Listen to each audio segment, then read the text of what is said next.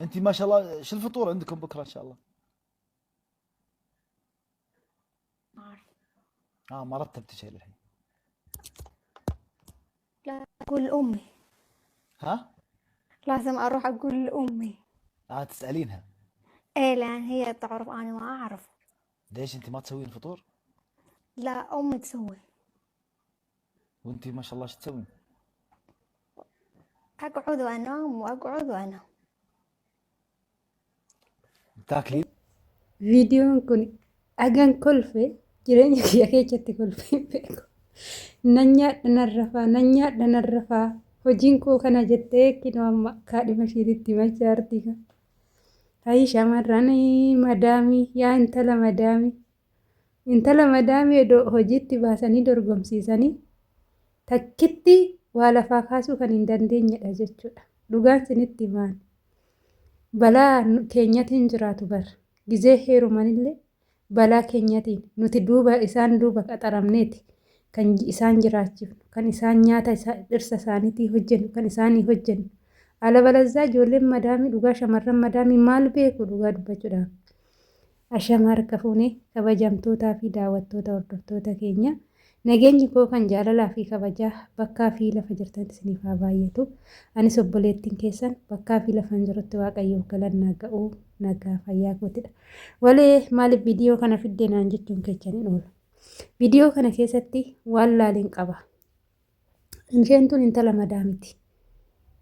Innaa kan ishee gaafachaa jiru kuni kaadhima ishiiti jechuudha. Ati maal hojjettaa? Jalqaba irratti warroonni afaan arabaan beekne fi boruu mana keessanitti fuxuurrii yookaan immoo nyaanni fuxuuraa maalidhaa jedhee yeroo gaafatutti ani hin beeku haadha kootan gaafadhaa. Laazim haadha koo gaafachuun qabaa jettiin. Yeroo kana maalii ati hin qopheessituu jedhee yeroo gaafatutti ani hin beeku hojjechuu hin beeku jettiin. Yeroo kana akkamitti maal hojjettaree ati ergaa hojjechuu hin beekne jedhee yeroo gaafatutti ani narra fanan ka'a nan nyaadha. Narra fanan ka'a nan nyaadha hojiin koosa kana inni tokkoffaan jettiin. Gizee kana nyaanii nyaatanii rafuun hojiidha moo jedhee gaafinan lakki ani baay'ee biizidha jetteen maalirratti jedheen ani bilbila irratti baay'iseen biizidha. Baay'een dadhaba. Yeroon bilbila laalee jedhee baay'een dadhaba nan ta'aba waan ta'eef na dhukkuba waan ta'eef nan rafaa. Haati kootis ni beekti. Gizee nyaanni ga'e ofumaa na kaasu jetteen waan wallaalee rifatee ija keessa laalee hafee jechuudha. Inna asirratti yeroo tokko tokko osoo barri kun galabbaxame biyyi keenya Itoophiyaan ta'ee biyyoonni garaagaraa kan sarraatinyaan biyya Arabaatitti dhufan kuni warri Arabaa kun immoo gara keenya dhufanii kan hojjetu danda'an ta'e shamarran mana madaamii keessaa nuti ijoolleen keenya gizee mana isaaniidhaan amma baay'een keenya namni mana namaa haarawaa yeroo dhaqee ijoolleen teenya sijammar hojii wallaalaniiti miti. Abashaa jechuun dhugaa dubbachuudhaaf nuti gaafa waggaa 6 yoo dabarre sirriitti hojii barannaa. Gaafa waggaa 8 guunnu haadha keenya mana ni xarannaa, buna ni daffisnaa, waxii ni waadna. Gaafa waggaa 12 guunnu hojii mana keessaa hojii harmee keenya hojjechuu qabdu hunda ni hojjenna jechuudha. Hojiitti dhugaa sirriitti goobazoota jechuudha.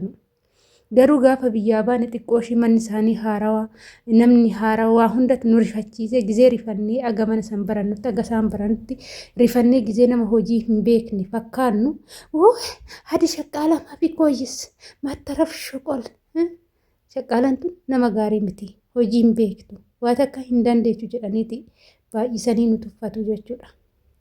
Nu tuffachuun isaanii akka nuti waan takka hin beeknedha jechuudha. Nuti garuu wallaallee osoo hin taane sodaarraa kan ka'e rifaaturraa kan ka'e malee hojii sumnii cabduu isaan caala hojjenna jechuudha. Amshuur zaatti isaan ijoolleen mana madaamii hojjettanii shamarran jirtu hojjettan ammallee kan jirtan jechuudha. Ani manni shamarran jirtu osoon itti qarqaruu baadhe yaa rabbiin jedhe gaafa nan kakadhe dhugaa yaa rabbi yoo na jaalatte mana shamarran jirtu nan galchiin yookaan nattumaa hafu biyya Arabaan jedhe. Sababbiin isaa koosii tokkoffaadha. Jalqaba irratti kifilii isaanii akkaataan isaan itti xureechan akka kun namarraa dhiibbii qabaniiti itti xureechuu jechuudha. Lammaffaan achuma ciisaniiti sagal nama ajajaa oolu. Kana naafiti, kana naa godhi, kana naa godhi. Inni biraa uffata isaanii kana gizee takka uffatanii dhufaniiti namatti darbu. Ofii isaaniitti odoo hojjetanii garuu waa takka gochuu kan hin dandeenye. Waa takka hojjechuu kan hin dandeenye. Kosii.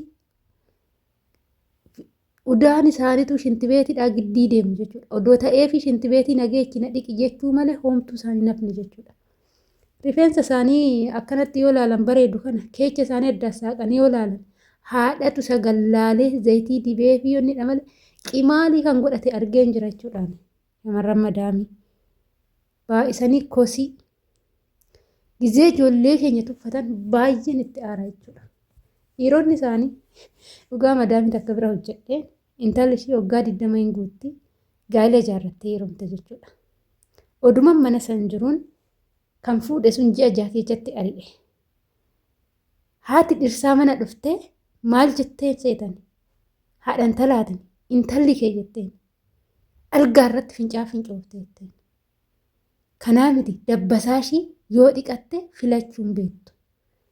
Injiraan rifeensa ishiit irratti arge. Waa takka qoshaashadha.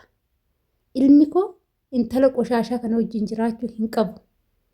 Jettee ana biratti dhugaa haati intalaa waan dubbattu dhabdee qaanoftee lafa laaltee ishiin achi deemnan intala manatti galchanii abbaan qabdu abbaan hin jiru du'ee jira. Obboleecha hangafaa wajjin micayyoo karatti cufanii qaxaqqaxanii aaranii gubatanii dhirsi tana intala keechan kosii maalan irraa godha jalqaba kosii kan akka sirreeffattu itti agarsiisaatii jireenya biraa yoo argatte karaa gaarii jedheeti ishii xallage jechuudha ishii hiike jechuudha waa sin garran. Amma iyyoo sittuun jira sababa ishiin kosii taateef agamuun tursiisan jechuudha hiiku jechuudha. Kan sarraatanya duuba hin qaxarru jedhee dide isaan kosiidha. Sarraatanyaan duuba yoo hin jiraanne of sirreechuuf qulqulleechuu nyaata gaarii hojjechuun beekani. Dhiironni immoo kanan barbaadan waan ta'eef yoo isa ofirraa ari'u jechuudha. Yoo ari'an immoo diqaalaa ishii shakkamattee mana haadhatitti deebitte. Ba'aa eenyuti taate? Nutti taate immoo ba'aa kaddaamatti taate. Diqaalaa ishii sanis ishiis immoo kan wajjin makaraa argu nu sarraatanyoota jechuudha. Yeroo bara ijoollee teenya tuffatan nama of godhanii kan isaanii osoo akka keenyaa kana biyyaa ba'anii hojjetanii kan waa takka gochuu hin dandeenye kan sumanii cabduu takka ol fuudhuu hin dandeenye ijoollee keenya tuffatu jechuudha. Nuti goobazoota harka 100 sirriitti goobaziidha jechuudha. Hojii dandeenya, waa hunda gochuu dandeenya, mala beekna, waan barbaanne hojjenna jechuudha. Saa 24 guutuu dhaabbannee hojjechaa jirra siin hojjennas jechuudha. Garuu isaan immoo akka isaanitti nu tuffatu jechuudha. Akkas hordoftoota kiyya. Kanaafuu jechuudha baay'ee na kofalchiise anumaa hojjechuu hin danda'u homaa hin beeku mee laala yoo laalan waggaa 20-25 fakkaatti garuu homaa hojjechuu hin danda'u homaa hojjechuu hin beeku ani rafee ka'uu nyaachuu dhugu hojiin ishee ajjeese xiffiitti marani akka dhugaa dubira jiraatanii xiffiitti marani. Bashiteenyaan tun teechumni illee bashiteenyaa nama godha bashiteenyaa fakkaatti yoo akkas hordoftoota kiyya isinillee astaayitii qabdanitti kennaa isiniin jedha innaa kana fakkaata viidiyoon har'a qabadee dhufe dhugaa nagarrameetumaan gara keechaan fide innaa turtiin wajjin gootaniif galatooma mana kana laayik sheer gochuun na jabeessaa isiniin jenna hanga viidiyoo biraatiif itti deemtu baay'ee.